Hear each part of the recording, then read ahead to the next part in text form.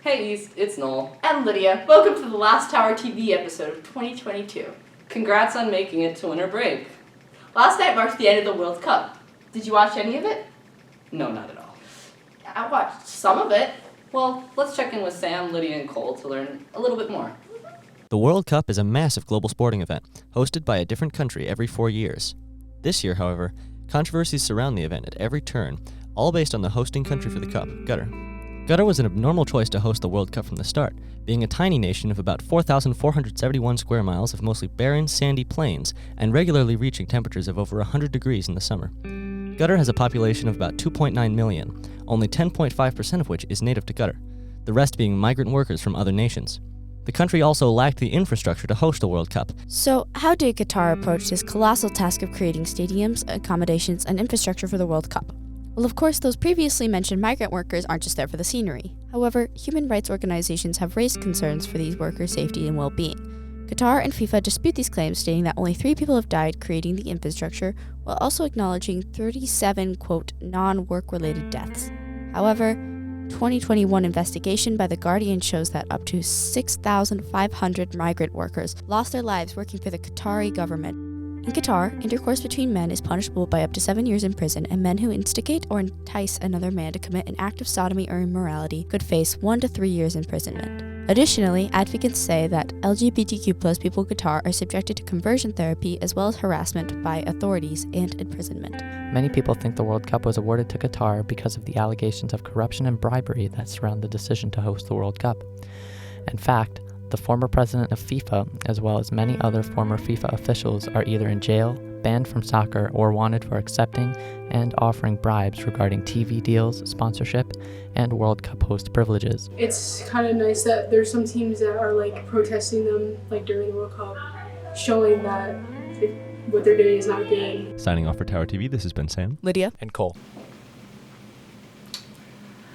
Wow, thank you for that look into the dark underbelly of that event. I'm sure our viewers didn't know most of it.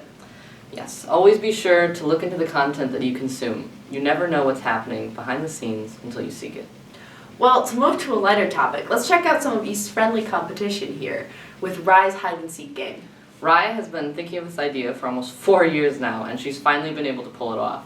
Well, as you know, good players are hard to find. Let's check it out. What's up, guys? Today we have gathered 5 students from East High School, and they are all going to compete in a hide-and-seek challenge. I'm representing Culinary Club. I'm representing Anime Club. I'm representing GSA. I am representing Book Club. I am representing the Ultimate Frisbee team. Whichever one of these contestants wins the hide-and-seek challenge will have their club interviewed in the next episode. 3, 2, 1. Ready or not?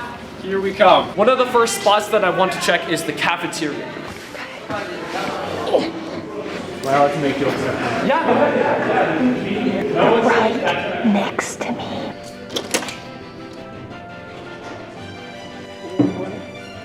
We're gonna actually try to put the bed over. Should we check the library? We should check the library. Let's check the library. Oh my goodness.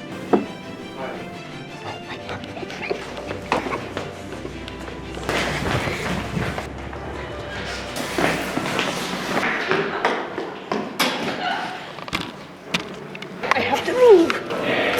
This feels safe enough. Wait up. So we found our first victim! It looks like Synovia has been found. We're suspicious of all trash cans now. Wait, you saw some people? Yep. You! We found you! Okay, one more person's been caught. Anyone? Hello there. There's no one. You're joking! I tried to cover for you, man. Thank you. I just want to say, you guys are doing great. I am freaking out. Who do you guys think is going to be found first? Who do you think? They hate hiding in classrooms. Oh, Adeline! Adeline! I see you! I got you! I got you! We got her! Fox! Fox! Fox, you have won the hide and seek challenge, which means that your club is going to be interviewed in the next episode. Congratulations. Let's give him a hand. Give him a hand. Signing off for Tower TV, this has been Rye, Red, Ross, and Sam. No. That is one of the most complicated games of hide and seek that I have ever seen in my 17 years. We are still searching for some of the competitors. Be on the lookout. Okay. Also on the lookout are Kajada and Noel for East's hidden history with Title IX in women's sports. With the 100th anniversary, we have collectively looked through all of the East yearbooks. It was a nice surprise to see that even in East's very first year, girls' sports were part of our school culture. But as we continued researching, we found that there was a divide between boys and girls' sports. To get the bigger picture, we reached out to former and current athletes about their experiences playing for East. Historically, girls' sports were only played intramurally. Girls' teams exclusively competed against their peers and with some interesting rules. According to Mary Grundler-Schroed from the class of 1964, basketball players played by girls' rules. They could only dribble 3 times and could not cross the center line. Title IX was passed in 1972, making sex-based discrimination in schools and education illegal. This impacted athletics by requiring schools to provide equal funding for girls' and boys' sports. This was also a turning point for athletics at East, with more girls' teams beginning to compete beyond school walls. Today, people throughout the East community participate in sports and play against other schools from around the state. 50 years after Title IX, girls' sports have become commonplace.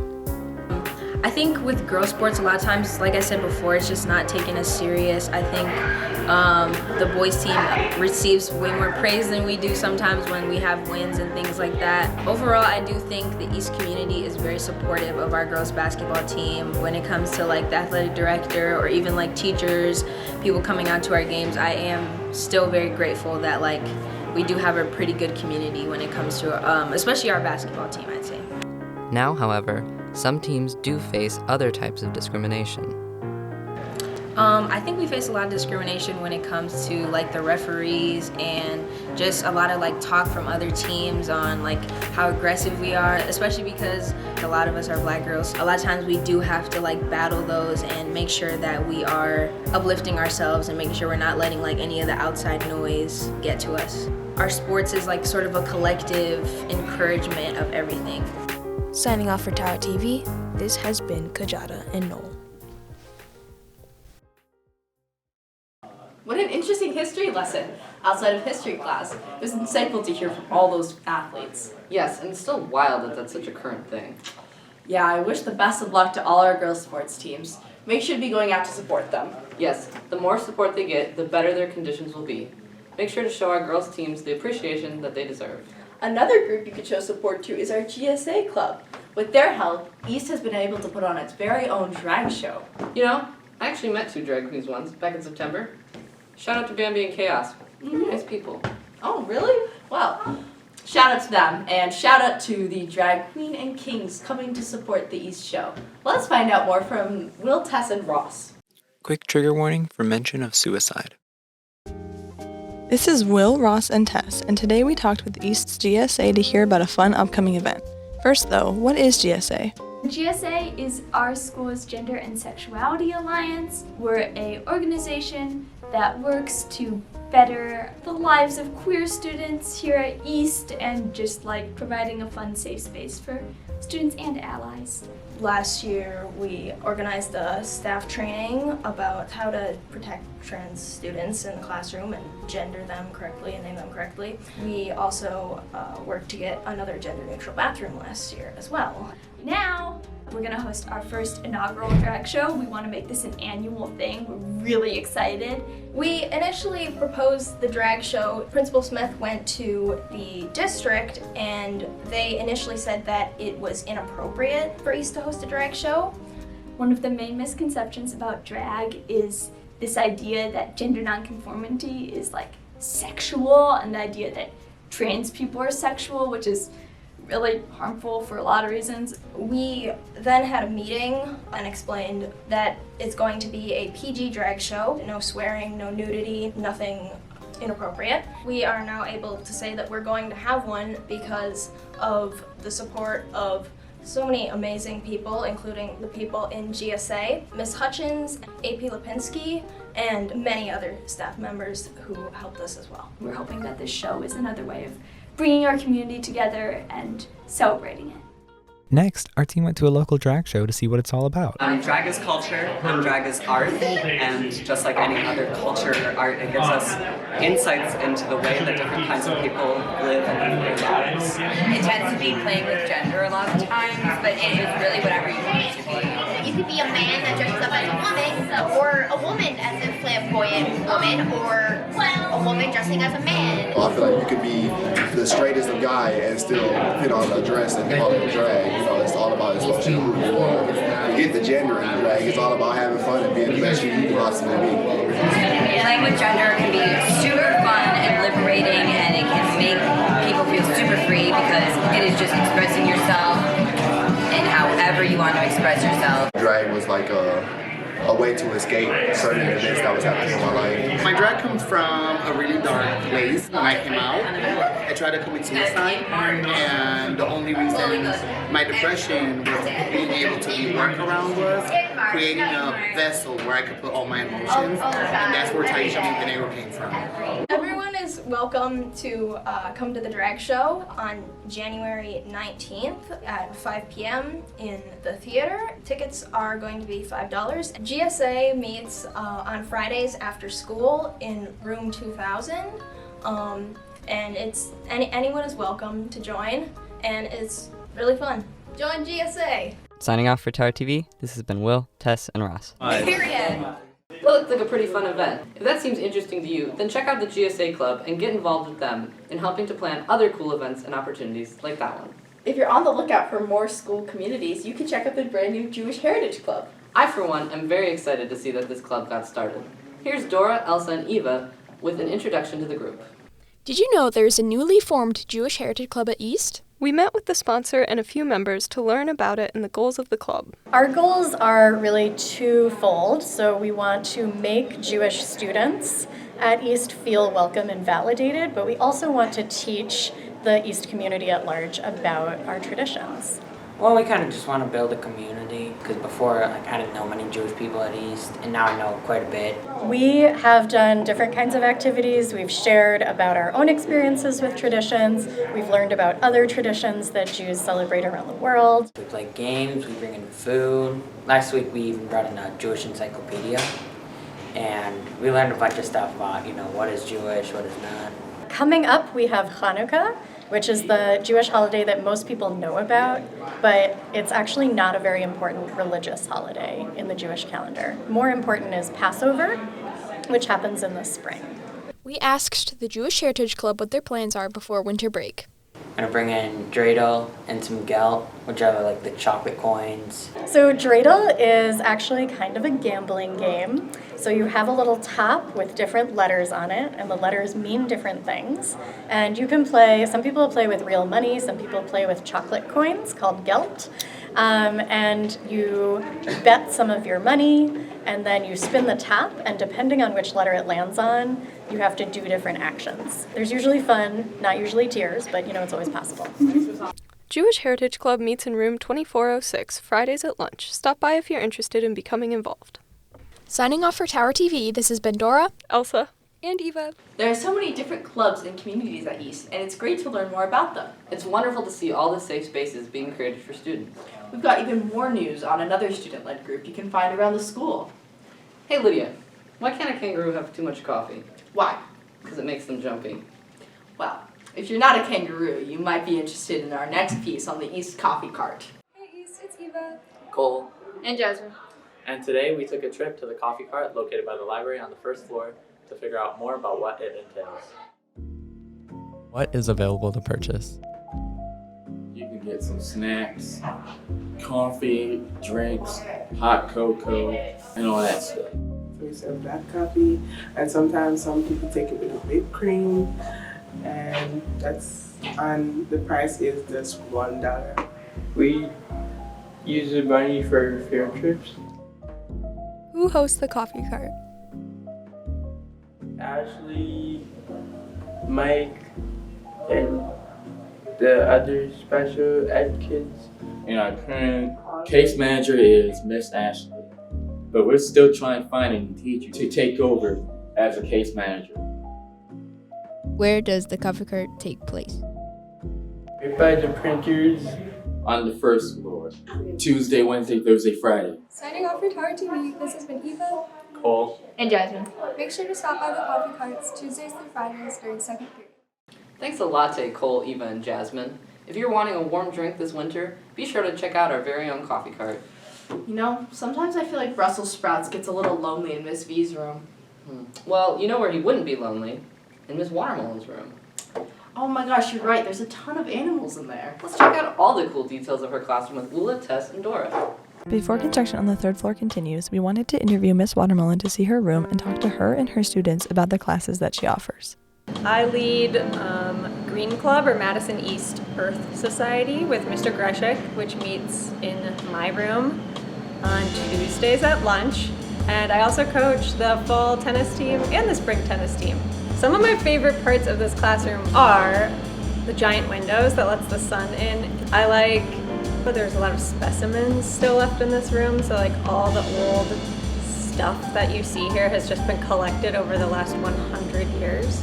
I also like all the murals, which are going to be gone once we have like construction on this room. I like teaching 9th grade biology because you get a broad overview of everything that's living and the chaos that 9th graders can bring into a space. I also really love teaching human anatomy and physiology because we should all be humans at this school.